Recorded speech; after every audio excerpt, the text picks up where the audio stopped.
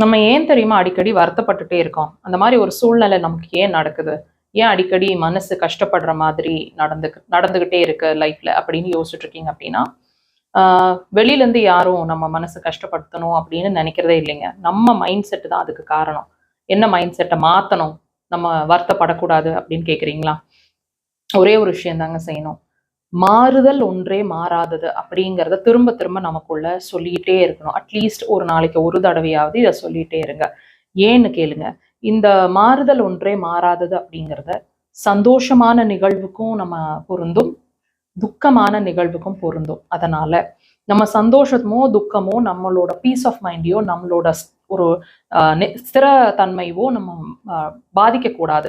So நம்மளோட மைண்டோட ஸ்டெபிலிட்டியை பாதிக்கக்கூடாது. அதனால இந்த விஷயத்த திரும்ப திரும்ப ஒரு நாளைக்கு ஒரு தடவையாவது சொல்லுங்க. கண்டிப்பா எந்த எக்ஸ்டர்னல் விஷயங்களையும் உங்க மனசுக்குள்ள எடுத்துக்க மாட்டீங்க.